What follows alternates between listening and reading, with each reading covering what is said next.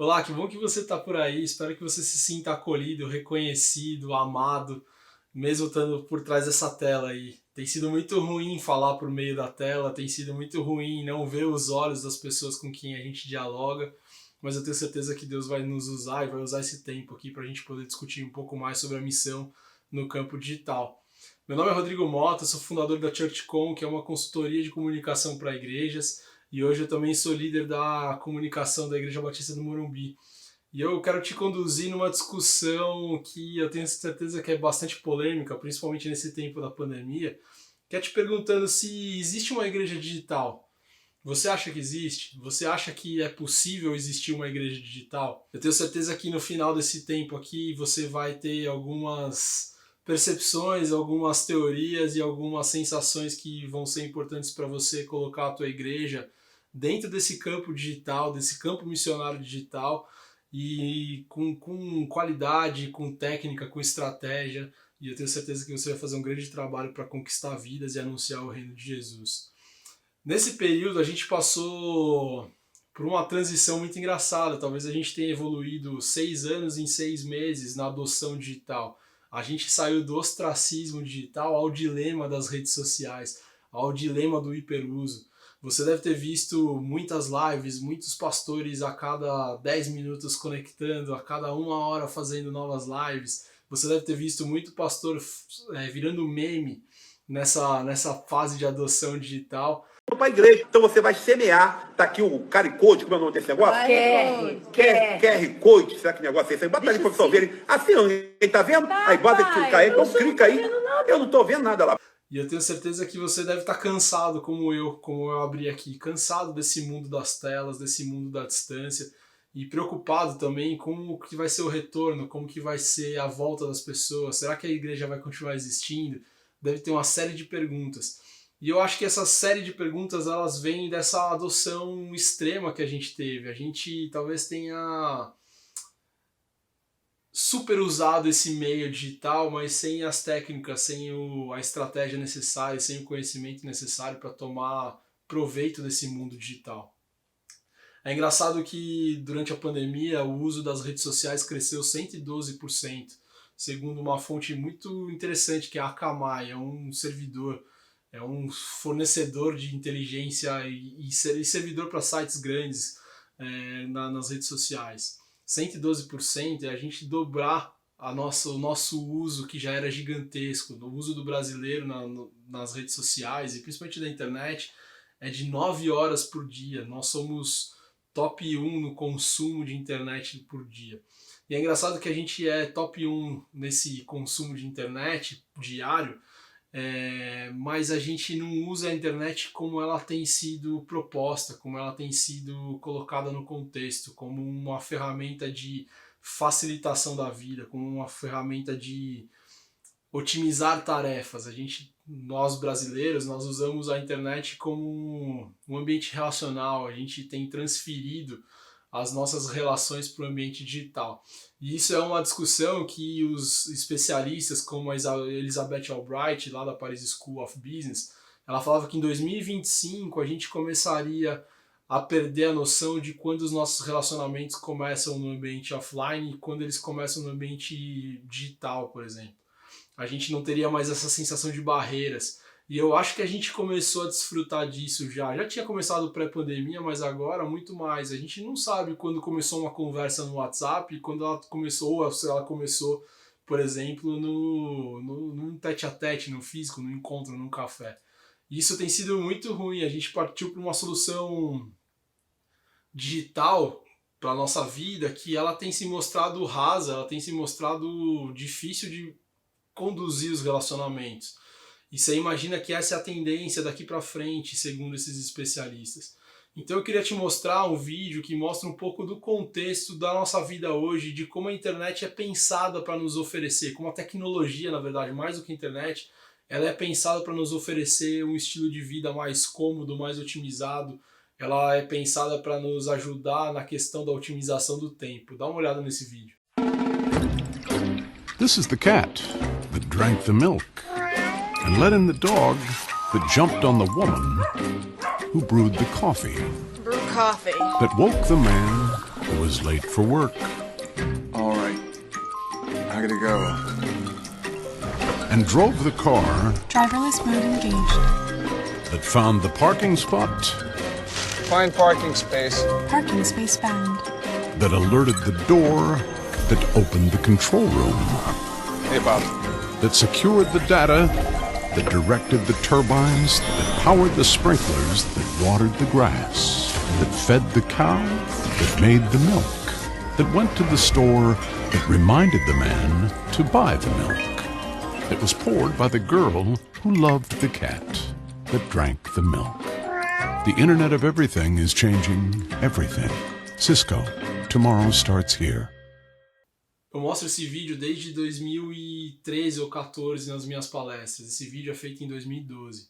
E ele apontava para um futuro que já existe. É um futuro que a tecnologia interfere na nossa vida para otimizar o nosso tempo, para rentabilizar as nossas atividades e para substituir algumas ações que nós humanos não precisamos fazer, a tecnologia poderia nos fazer.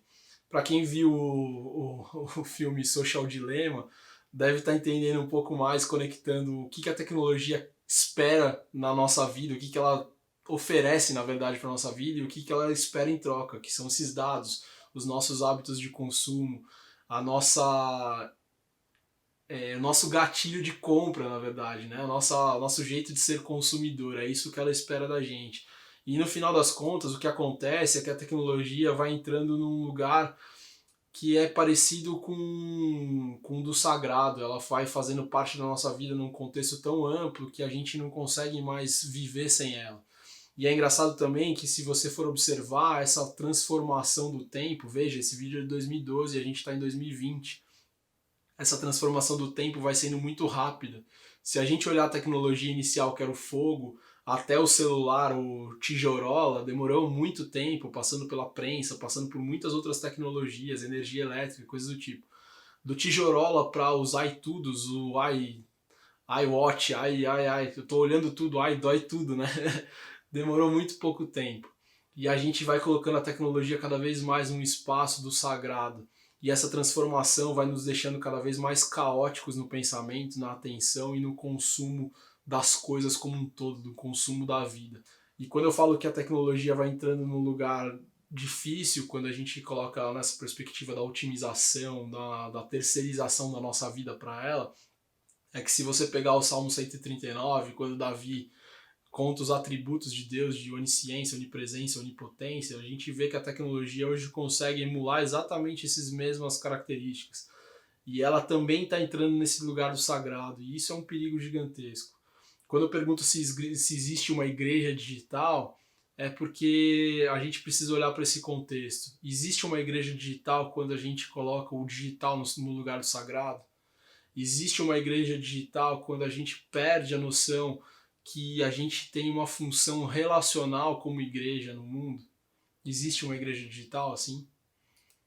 E aí essa pergunta vai nos dando mais um ponto importante. Se a gente for para Lucas 10, a gente vai entender quando Jesus manda os discípulos, ele dá alguns direcionamentos que são muito importantes, que a gente tem que pegar esse contexto que eu mostrei da tecnologia e olhar para esse texto e entender como que funcionava a missão, como funcionava o campo, como que era o evangelismo.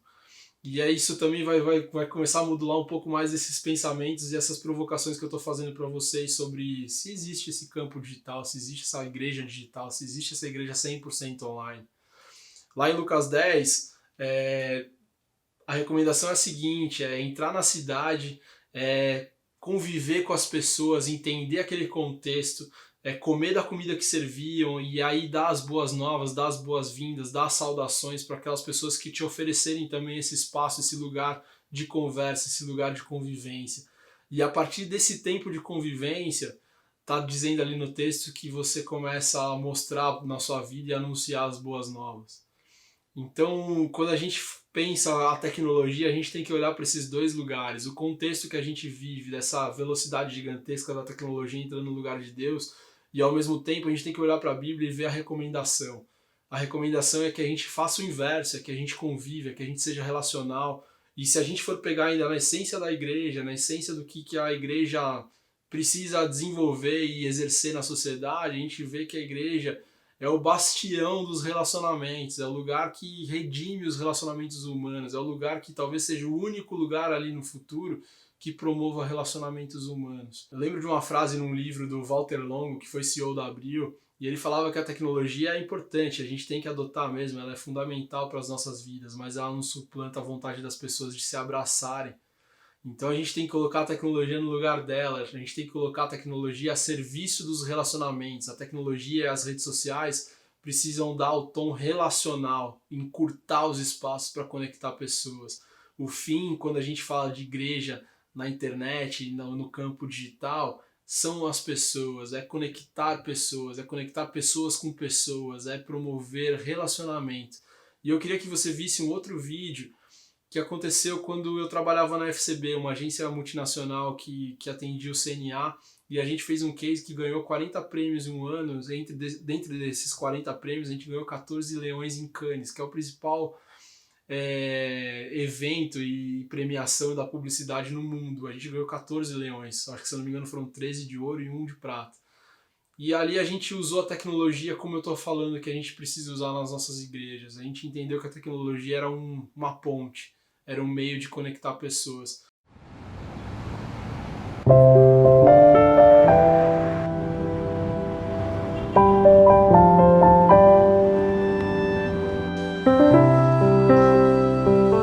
Not all of our students have the chance to travel abroad and to interact with native speakers of English.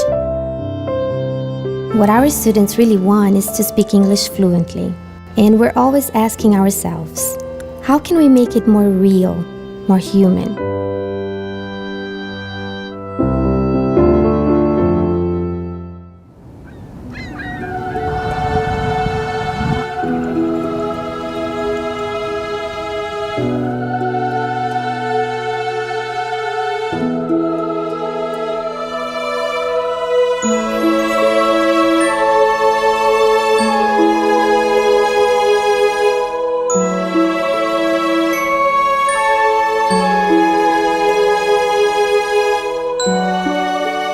We created a tool that connects our students with seniors in the USA living in retirement homes.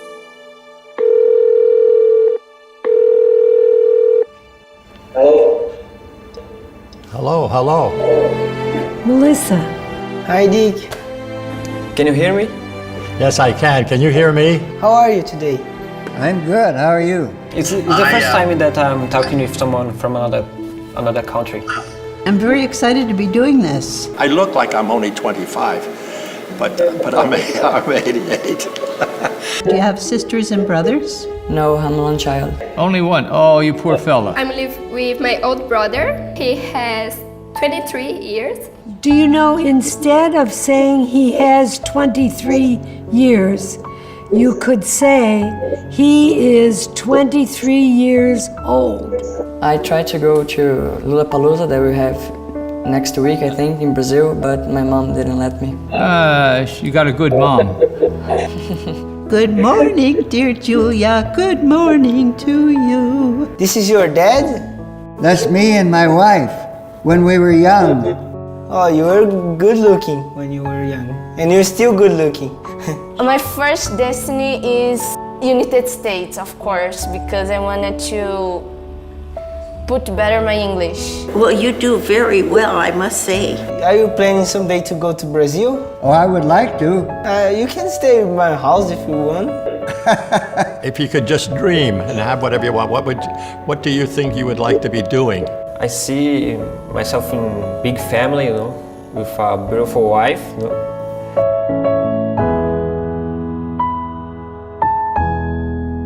I want to thank you for this change of experience, you know. You are incredible. Obrigado. You are my new granddaughter, and I love you. I love you too. And if you were here, I would give you a big hug. Oh yeah, let's hug. Oh. Bye. Bye.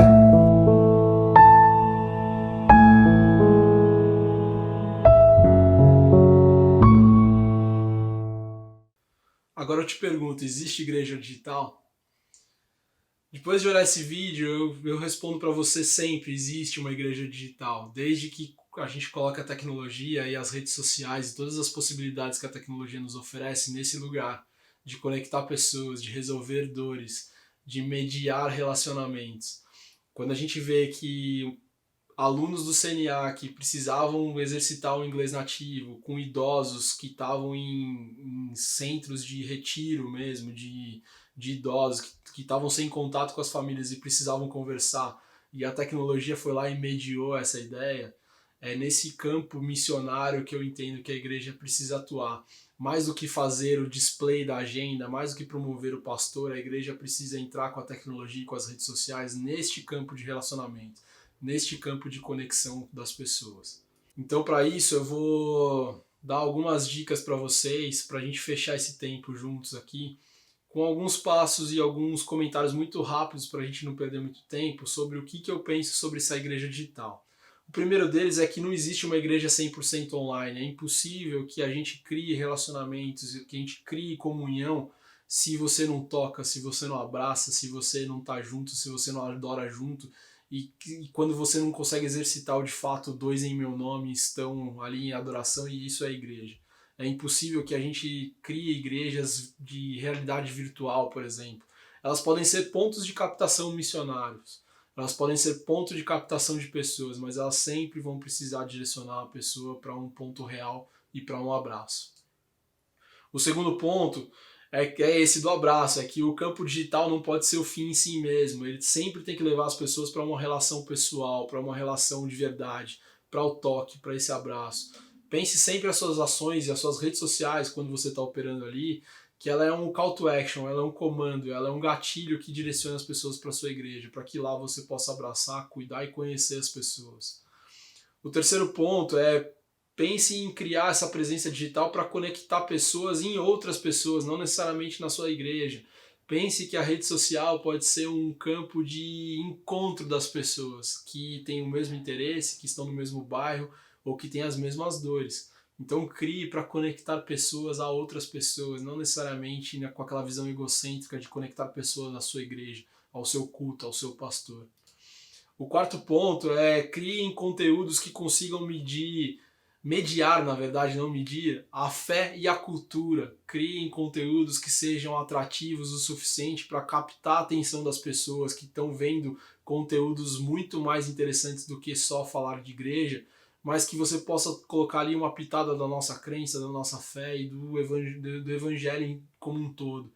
A outra coisa que é importante, principalmente quando a gente olha lá para aquele texto de Lucas, é crie conteúdos que curem esse meio digital e que curem também as pessoas. Criem conteúdos que possam redimir o ambiente onde eles estão se espalhando. Um outro ponto importante é use a tecnologia para fazer o ministério e não para ser um ponto de divulgação do seu ministério. Isso está muito relacionado quando eu falo sobre a agenda. As nossas igrejas têm muita mania de falar que hoje tem culto de domingo às 10 horas da tarde com o pastor X. Vem aqui, vai tocar a banda gospel às 4 da tarde e vai ser incrível. Será que a gente está fazendo o nosso ministério ou a gente só está promovendo o nosso ministério? Será que a gente está aproveitando aquele tempo de atenção da pessoa na timeline para levar o amor de Jesus para ela, para falar sobre Jesus, para conectar Jesus nela? Ou a gente está só se autopromovendo com uma visão bastante egocêntrica e pouco produtiva? No final das contas, uma agenda, um convite, a pessoa vê 430 num dia na timeline. Uma outra coisa importante quando a gente está falando sobre a igreja digital e o ministério digital está em você promover o que de fato você é, não criar uma essência, não pensar que a sua igreja é a Hillsong, não criar imagens que não são da sua igreja. Vender uma verdade é importante para que a pessoa conecte-se com aquela verdade e quando ela for para o ambiente físico, ela veja que aquilo de fato que ela foi tocada, que ela foi persuadida nas redes sociais, de fato acontece na realidade. Outra coisa importante quando eu falo de igreja digital e campo missionário digital é que ele é um campo que estica o domingo. A gente precisa pensar que a igreja é muito mais que o domingo. Hoje o domingo já não é mais sagrado, as pessoas trabalham no domingo, às vezes o domingo é o único tempo que a pessoa precisa ter com a família, porque trabalha no sábado e durante a semana. Então estique o domingo, crie oportunidades para que as pessoas consumam conteúdo para além daquele culto do domingo. Crie conteúdos que sejam continuação do conteúdo que você ofereceu no domingo também. Não é só criar oportunidades da pessoa ver em outros lugares o mesmo culto de domingo. Não, crie conteúdos que façam ter uma jornada de consumo, de progressão na fé. A outra coisa que é importante, e os pastores precisam entender isso, e é fundamental na verdade, é que a igreja agora é on demand. As pessoas podem consumir o seu conteúdo a hora que elas quiserem, no momento que elas quiserem. E outro detalhe é no device que elas quiserem. Então pensar que a replicação do domingo, por exemplo, pensar que o seu culto não foi bom, cara, não teve tanta gente assistindo ao vivo no domingo, talvez seja um engano hoje. Porque as pessoas podem dar o tempo de atenção, a melhor atenção delas no domingo à noite ou na segunda-feira e assistir o culto completo. Um outro detalhe que parece óbvio, mas é importante, é ocupar a internet para formar crentes melhores. A gente não faz nenhum conteúdo que forme crentes. A gente comanda crentes a fazerem uma ação, a gente cria conteúdo para que eles compartilhem frases de pastores, para que o pastor lacre, né, ao longo da semana na internet, mas a gente tem pouca preocupação com o conteúdo profundo e com a formação dos crentes. Nas redes sociais a gente tem uma regrinha que é muito importante, é teste, teste, teste, teste. Não tenha medo de errar, não tenha medo de testar. É importante que você faça testes para aprender aonde você consiga ver bons resultados e a partir daí você insiste ali nos bons resultados e vai agregando novos testes para você progredir o seu trabalho. A outra coisa é ser constante. Nas redes sociais não adianta você postar no domingo e depois postar no outro. Você que viu o dilema das redes sociais vai entender que a constância é importante para que o algoritmo veja, para que crie relevância com a sua audiência e para que o seu conteúdo apareça de certa forma nos feeds. Então seja constante, crie frequência, não pare nunca, né? Não crie ventos e vales e picos e vales na sua rede social, não, seja constante. E uma palavra que sai dessa constância, é meio parecida, mas seja resiliente também. Resiliência é importante, não mude o seu projeto pelo vento, pelos comentários daquele membro, irmãozinho entendido de redes sociais que fala que faz uma crítica e você perde o rumo. Não, seja resiliente. Crie um planejamento, siga ele até o final, mensure os resultados desse seu planejamento, dessa sua execução, e aí sim você troca de estratégia, troca de ambiente que você está fazendo, mas seja resiliente. Por último, eu queria dizer que é preciso que a gente crie noção de que o on e o offline são complementares. Uma das coisas que acontecem muito hoje neste ambiente que a gente vive é que as pessoas esqueceram que o offline faz parte da comunicação, que às vezes o abraço é parte da entrega de comunicação, que o ambiente limpinho e organizado faz parte da comunicação, que as luzes do palco fazem parte da comunicação. Então on e offline são complementares, não invista tudo em redes sociais ou no digital e esqueça da entrega física, do impacto físico, não esqueça que talvez você possa usar cartas como uma entrega de comunicação. Então, on e offline se complementam. E é preciso, nessa complementariedade, você criar conexões, ser intencional nesse complemento. Então, você convida no online e resolve no offline. Você cria uma mensagem no online que você tem uma entrega de um brinde, por exemplo, no offline. Você começou uma série de mensagens no offline e você vai render essa mensagem lá no online, na rede social. E eu termino por aqui. Eu espero que tenha sido rico, apesar de ter sido bastante rápido. Esse workshop geralmente eu dou em 1 a 2 horas às vezes. Eu consigo entrar a fundo em cada detalhe, mas eu tenho certeza que eu te provoquei. E eu espero que você tenha a clara noção de que sim, é possível ter uma igreja digital, desde que a gente encare essa igreja digital como campo de missão, como campo de conexão, como um campo de pontes que a gente está criando entre as pessoas e outras pessoas, entre as pessoas da nossa igreja, entre as pessoas e Jesus, que é o mais importante. Deus te abençoe e a gente se vê por essas jornadas, de preferência offline, num abraço e num encontro. Até mais.